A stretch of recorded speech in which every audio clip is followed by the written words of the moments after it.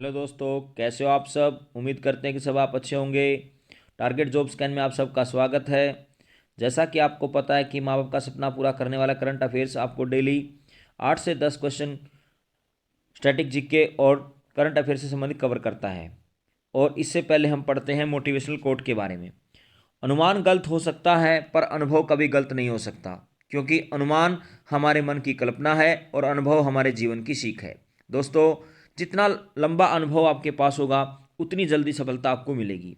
इसलिए लगातार मेहनत करें, लगातार अपने जीवन के अंदर अनुभव प्राप्त करें, तभी जाकर के आपको सफलता निश्चित रूप से मिलती है और इसे ही अपने माँ बाप का सपना आप पूरा कर पाते हैं। अब बात करते करंट अफेयर से संबंधित। हाल ही में किस राज्य में मिशन पॉम ऑयल के तहत पहली ऑयल पॉम प्रोसेसिंग मिल का उद्घाटन किया गया? तो ये किया गया अरुणाचल प्रदेश में। अब यहाँ पर अरुणाचल प्रदेश संबंधी कुछ स्ट्रैटेजी के क्वेश्चन बनते हैं, बड़े अच्छे बनते हैं। जैसे अरुणाचल प्रदेश का पुराना नाम क्या है? तो पुराना नाम है इसका नेफा। और कई बार यहाँ पर पूछा जाता है कि नेफा की फुल फॉर्म क्या है? North East Frontier Agency. Arunachal Pradesh जो है उत्तरी पूर्वी भारत का सबसे बड़ा राज्य भी है। और अरुणाचल प्रदेश में अगर बात की जाए तो भारत में सबसे पहले सूर्य उदित होता है, जबकि गुजरात के सौराष्ट्र में उस समय आप कह सकते हैं रात होती है।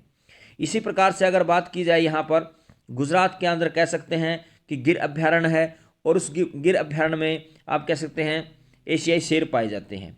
मध्य प्रदेश को आप कह सकते हैं सोया प्रदेश भी कहा जाता है, और मध्य प्रदेश में भारत में सबसे ज़्यादा आप कह सकते हैं वन पाए जाते हैं। और अगर बात की जाए सबसे ज़्यादा अनुसूचित जनजाति भी कहाँ पर पाई जाती है? मध्य प्रदेश में ही पाई जाती हैं। पश्चिम बंगाल कौन सी नदी पर स्थित है? तो पश्चिम बंगाल हुगली नदी पर स्थित है। ये कुछ स्टैटिक जीके के क्वेश्चन हैं जो आपके एग्जाम में बार बार पूछे जाते हैं। इसके साथ साथ अगर बात की जाए अरुणाचल प्रदेश के आदि केकिर, यानी जिसको बोल सकते हैं अदरक, हस्त निर्मित कालीन आप कह सकते हैं, और बांचो शिल्प को जीआई टैग मिला है। अब क्वेश्चन आता है कि जीआई टैग भारत में सबसे पहले किसको दिया गया? तो ये दिया गया दार्जिलिंग की चाय को 2003 ईस्वी में। 1919 अधिनियम के तहत जीआई टैग आप कह सकते हैं लाया गया था। और अगर बात की जाए जीआई टैग क्या होता है?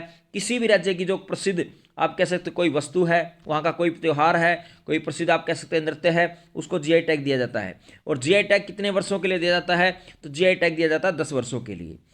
इसके साथ साथ अगर बात की जाए 100% नल जल कनेक्शन हासिल करने वाला पहला उत्तरी पूर्वी राज्य कौन सा बना? तो आप कह सकते हैं अरुणाचल प्रदेश बना। यानी 100% घरेलू नल जल कनेक्शन हासिल करने वाला उत्तरी पूर्वी राज्य कौन सा बना है? तो अरुणाचल प्रदेश बना है। तवांगचू टाइड्स इंटरनेशनल काइंगिंग चैंपियनशिप 2024 का आयोजन कहाँ पर किया गया? तो आप कह सकते हैं अरुणाचल प्रदेश में किया गया। इसी प्रकार से अगर बात करें हाल ही में किसने टिकटॉक पर प्रतिबंध लगाने के लिए विधेयक पारित किया है? तो ये किया है अमेरिका देश ने। कई बार क्वेश्चन आता है कि अमेरिका की राजधानी क्या है? वाशिंगटन डीसी है। इसमें वाशिंगटन डीसी जो है, इसमें डीसी का अर्थ क्या होता है? तो इसमें डीसी का अर्थ होता है डिस्ट्रिक्ट ऑफ कोलंबिया। अमेरिका की संसद का नाम क्या है? तो अमेरिका की संसद का नाम है कांग्रेस। इसी प्रकार से अगर बात करें, अमेरिका ने भारत को 31 प्रीडेक्टेड ड्रोन बेचने की मंजूरी दी है। बड़ा इंपॉर्टेंट क्वेश्चन है कि भारत को 31 प्रीडेक्टेड ड्रोन बेचने की मंजूरी किसने दी है? तो अमेरिका ने दी है। स्टार्टअप फंडिंग वैश्विक रैंकिंग 2023 में कौन सा देश स्थान आप कह सकते कौन सा देश शीर्ष स्थान पर रहा है? तो वो अमेरिका रहा है। भारत और अमेरिका के बीच संयुक्त अभ्यास जो है वज्र प्रहार आप कह सकते हैं मेघालय में आयोजित किया गया। तीनों ही वेरी इंपॉर्टेंट क्वेश्चन है। इसके साथ साथ अगर बात की जाए भारत और कजाकिस्तान के बीच कौन सा युद्ध अभ्यास होता है? तो काजिंद युद्ध अभ्यास होता है। लामित्य युद्ध अभ्यास अगर बात की जाए तो भारत और सेशेल्स देश के बीच होता है।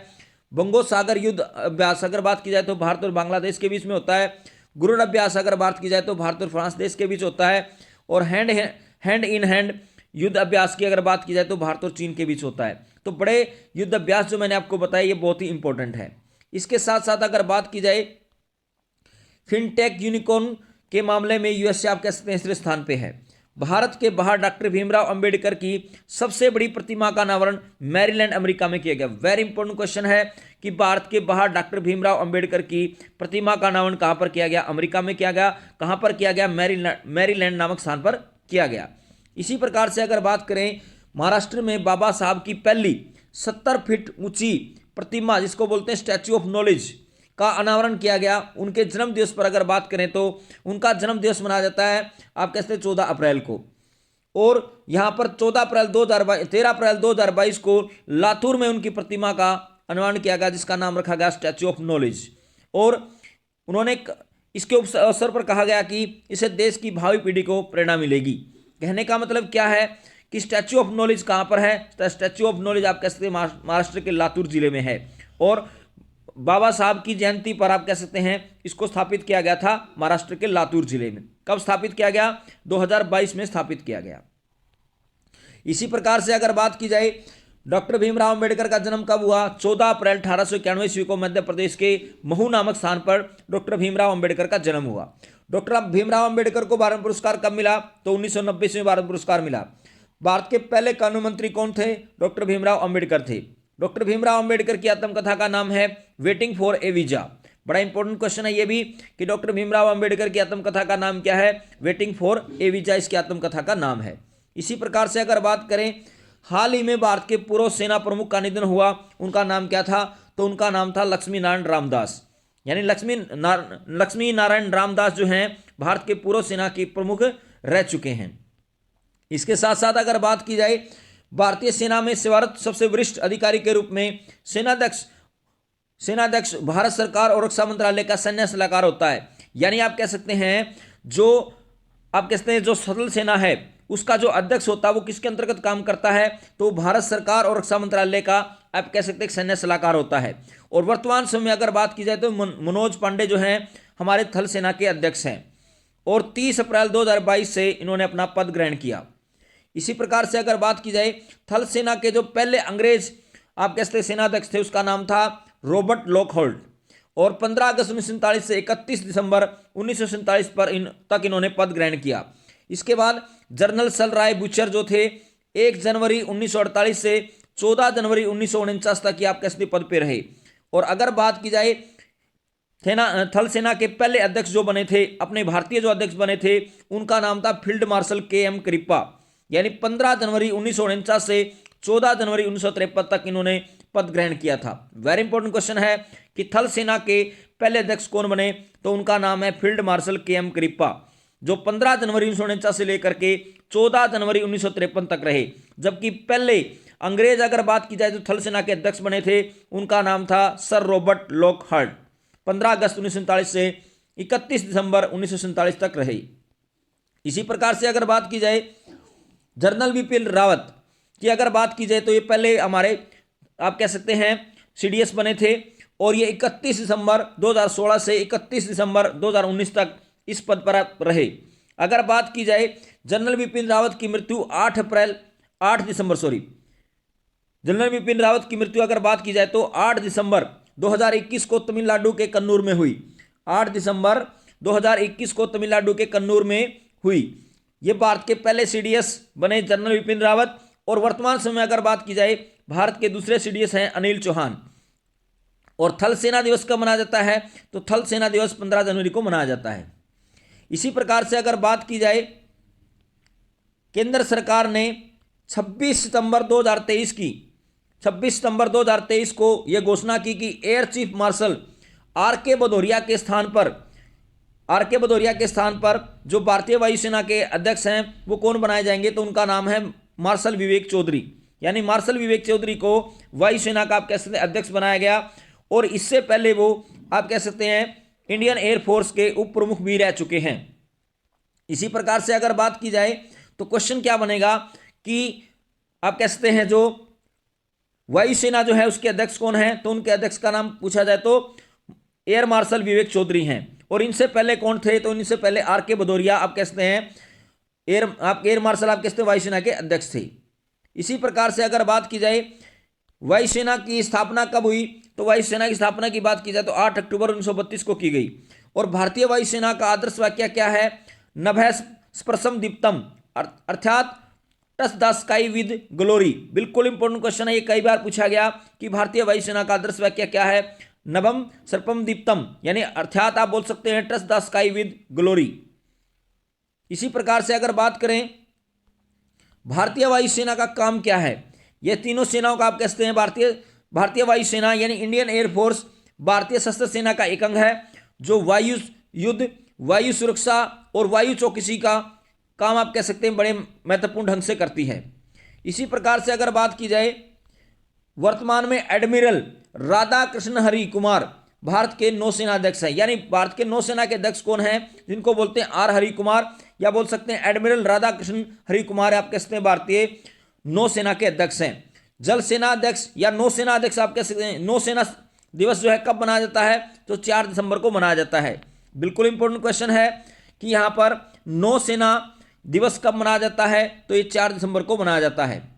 इसको आप बोल सकते हैं जल सेना दिवस भी कहा जाता है इसको। हाल ही में संजय मुखर्जी को किस राज्य के डीजीपी नियुक्त किया गया है, तो ये किया गया पश्चिम बंगाल के। यानी पश्चिम बंगाल के संजय मुखर्जी को आप कह सकते हैं वहां का डीजीपी नियुक्त किया गया है। इसी प्रकार से अगर बात की जाए, पश्चिम बंगाल के सुंदरवन शहद जलपाईगुड़ी जिले के काला नूनिया चावल और कादियाल मंडियों को आप कैसे जीआई टैग मिला है। यानी पश्चिम बंगाल के सुंदरवन शहद को, जलपाईगुड़ी जिले के काला नूनिया चावल को और कादियाल मंडी को जीआई टैग मिला है। 11वां बांग्लादेश पुस्तक मेला कहां पर आयोजित किया गया, तो आप कह सकते हैं कलकत्ता में आयोजित किया गया। और पश्चिम बंगाल के ब्रांड एम्बेसडर कौन बने हैं, तो वो बने हैं सौरभ गांगुली। इसी प्रकार से अगर बात की जाए, हाल ही में तेलंगाना और पांडिचेरी के राज्यपाल का अतिरिक्त कार्यभार किसे दिया गया है, तो ये दिया गया झारखंड के राज्यपाल सीपी राधाकृष्णन को। तो कई बार यहां पर क्वेश्चन पूछा जाता है कि पांडिचेरी जो है उसमें तो क्या होता है, उपराज्यपाल होता है, जबकि तेलंगाना एक राज्य है तो उसमें क्या होता है, राज्यपाल होता है। तो उसका अतिरिक्त भार किसे दिया गया, झारखंड के राज्यपाल सीपी राधाकृष्णन को दिया गया है। इसी प्रकार से अगर बात की जाए, तेलंगाना के राज्यपाल तिमलिसाई सौंदर्यराजन ने अपने पद से त्यागपत्र दे दिया। तिमलिसाई ने इसी के साथ पांडिचेरी के उपराज्यपाल से भी आप कैसे इस्तीफा दिया। सुंदरराजन जो थे साल 2019 तक तमिलनाडु भाजपा की प्रमुख रही थी और इसके बाद उन्होंने तेलंगाना का राज्यपाल बनाया गया था। इसी के साथ अगर बात की जाए, डॉक्टर तमिलिसाई सुंदरराजन ने 18 फरवरी 2021 को पांडिचेरी के उपराज्यपाल के रूप में कार्यभार संभाला। कई बार क्वेश्चन आता है कि पांडिचेरी के उपराज्यपाल के रूप में आप कहते हैं डॉक्टर तमिलिसाई ने, सुंदरराजन ने कब कार्यभार संभाला, तो ये संभाला था 18 फरवरी 2021 को। और इससे पहले अगर पूछा जाए पांडिचेरी के उपराज्यपाल कौन थे, तो उनका नाम था किरण बेदी। इसी प्रकार से अगर बात की जाए, हाल ही में किसे पूनावाला फिनकॉर्प का नया सीईओ नियुक्त किया गया है, तो यह किया गया अरविंद कपिल को। इसी प्रकार से अगर बात की जाए, पुणे वाला फिनकॉर्प कंपनी की स्थापना 1988 में मयंक पोदार और संजय समारिया द्वारा मेगा लिग्जिम लिमिटेड के रूप में की गई थी और कंपनी ने 1989 में अपना कार्य शुरू किया। इसी प्रकार से अगर बात की जाए, आधार पुणेवाला का जन्म हुआ था 14 जनवरी 1981 को। एक भारतीय व्यवसायी हैं, भारतीय आप कहते हैं बिजनेसमैन हैं।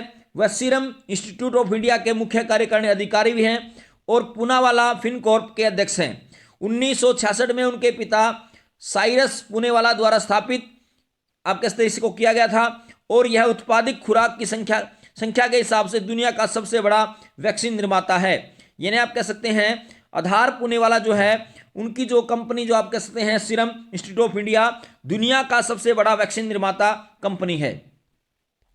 इसी के साथ साथ अगर बात की जाए, हाल ही में किसे डायना स्मृति पुरस्कार से सम्मानित किया गया, तो यह किया गया उदय भाटिया और मानसी गुप्ता को। यानी आप कह सकते हैं सी दोनों ऑप्शन हो जाएंगे। इसके साथ साथ अगर बात की जाए, दिल्ली के उदय भाटिया और हरियाणा की मानसी गुप्ता को 14 मार्च 2024 को डायना स्मृति पुरस्कार से सम्मानित किया गया। यह पुरस्कार जो दिया जाता है असाधारण कार्य के लिए दिया जाता है और लंदन के विज्ञान संग्रहालय में पुरस्कार दिया गया प्रिंस विलियम के द्वारा।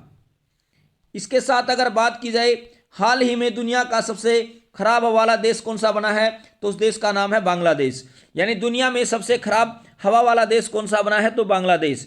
कई बार स्टैटिक जीके में क्वेश्चन आता है कि बांग्लादेश कब आजाद हुआ, तो 1971 में आजाद हुआ। कई बार क्वेश्चन आता है कि यहां पर जो रूस और यूक्रेन के बीच जो युद्ध चला वो आप कह सकते हैं उस दौरान भारतीयों को निकालने के लिए कौन सा ऑपरेशन चलाया गया था, तो आप कह सकते हैं ऑपरेशन देवी शक्ति चलाया गया था। इसी प्रकार से भारत का पहला समुद्री पड़ोसी देश कौन सा है, तो भारत का पहला समुद्री पड़ोसी देश है श्रीलंका। रूस जो आप कह सकते हैं क्षेत्रफल के हिसाब से सबसे बड़ा देश है और अक्षेत्रफल के हिसाब से भारत का कौन सा स्थान है, तो 7वां स्थान है।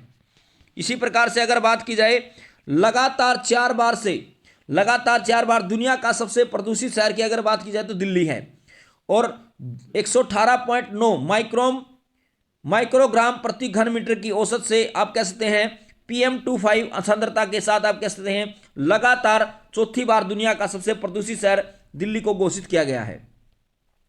इसी प्रकार से अगर बात की जाए बिहार का बेगूसराय वैश्विक स्तर पर सबसे प्रदूषित शहर के रूप में सामने आया है, और भारत का सबसे स्वच्छ शहर की बात की जाए तो इंदौर है, जो लगातार 4 से 5 सालों में 4 से 5 साल तक स्वच्छ शहर के रूप में घोषित किया जा रहा है। दुनिया का सबसे स्वच्छ हवा वाला शहर अगर बात की जाए दुनिया का सबसे स्वच्छ हवा वाला देश घोषित किया गया है फिनलैंड को, और फिनलैंड को 1000 झीलों का देश भी कहा जाता है। इसी के साथ अगर बात करते हैं हाल ही में किस देश ने भारत निर्मित डोर्नियर विमान खरीदने के लिए समझौता किया है, तो ये किया गुयाना। इसी के साथ अगर बात की जाए गुयाना भारत के हिंदुस्तान एरोनॉटिक्स लिमिटेड द्वारा निर्मित 2 डोर्नियर 228 विमानों का अधिग्रहण करेगा, यानी उनको खरीदेगा। इसी प्रकार से अगर बात की जाए नीदरलैंड के इरास्मस पुरस्कार 2024 से अमिताभ घोष को सम्मानित किया गया। मिस वर्ल्ड ह्यूमैनिटेरियन अवार्ड से नीता अंबानी को सम्मानित किया गया। इसी प्रकार अगर बात की जाए रिकन घामामोटो ने 2024 प्रिजर पुरस्कार जीता है, और भारत को खसरा और रूबेला चैंपियन पुरस्कार मिला है। मिस वर्ल्ड 2023 का खिताब क्रिस्टीना पिजकोचा ने जीता है। इसी प्रकार से अगर बात की जाए हाल ही में इंटरनेशनल क्लाइंट डे कब मनाया गया, तो ये मनाया गया 19 मार्च को। इसके साथ साथ मार्च के कुछ महत्वपूर्ण दिन हैं जो बड़े इंपॉर्टेंट हैं और हर एग्जाम में पूछे जाते हैं। जैसे 1 मार्च को अगर बात की जाए कौन सा दिवस मनाया जाता है, तो 1 मार्च को विश्व नागरिक सुरक्षा दिवस मनाया जाता है। 1 मार्च को ही शून्य भेदभाव दिवस भी मनाया जाता है। इसी प्रकार से अगर बात की जाए 3 मार्च को विश्व वन्य जीव दिवस मनाया जाता है। 4 मार्च को राष्ट्रीय सुरक्षा दिवस मनाया जाता है। 8 मार्च को अंतर्राष्ट्रीय महिला दिवस मनाया जाता है, बड़ा इंपॉर्टेंट है। 9 मार्च को विश्व किडनी दिवस मनाया जाता है। 14 मार्च को नदियों के लिए कार्रवाई का अंतर्राष्ट्रीय दिवस मनाया जाता है। 15 मार्च को विश्व उपभोक्ता अधिकार दिवस मनाया जाता है। इसी प्रकार से अगर बात करें 13 मार्च को धूम्रपान निषेध दिवस भी मनाया जाता है। 14 मार्च को विश्व किडनी दिवस और विश्व मानव विज्ञान दिवस मनाया जाता है। 15 मार्च को विश्व उपभोक्ता अधिकार दिवस मनाया जाता है। 16 मार्च बड़ा इंपॉर्टेंट है, राष्ट्रीय टीकाकरण दिवस मनाया जाता है। 17 मार्च को अगर बात की जाए तो सेंट पैट्रिक दिवस मनाया जाता है। 18 मार्च को आयुध निर्माण दिवस मनाया जाता है। इसी के साथ अगर बात करें 20 मार्च बड़ा इंपॉर्टेंट है, इंटरनेशनल डे ऑफ हैप्पीनेस यानी विश्व खुशहाली दिवस मनाया जाता है। 21 मार्च बड़ा इंपॉर्टेंट है, विश्व डाउन सिंड्रोम दिवस मनाया जाता है। इसी तरह से अगर बात करें तो 21 मार्च को ही अंतर्राष्ट्रीय वन दिवस मनाया जाता है या विश्व वानिकी दिवस कहा जाता है, और 21 मार्च को ही विश्व कविता दिवस भी मनाया जाता है। इसी प्रकार से अगर बात की जाए आज के दिन यानी 22 मार्च को विश्व जल दिवस मनाया जाता है, और 22 मार्च 1992 को विश्व जल दिवस की शुरुआत हुई, और 1993 से आप कहते इसे मनाना शुरू किया गया, या पहली बार 1993 में इसको मनाया गया। 23 मार्च को विश्व मौसम विज्ञान दिवस मनाया जाता है। इसी प्रकार से अगर बात करें 24 मार्च को विश्व अक्षय रोग दिवस मनाया जाता है, यानी टीबी दिवस मनाया जाता है, और 27 मार्च को विश्व रंगमंच दिवस मनाया जाता है। दोस्तों, अपने माता पिता का सम्मान करें, देश के जवानों का सम्मान करें, हमेशा मुस्कुराते रहे, हंसते रहे।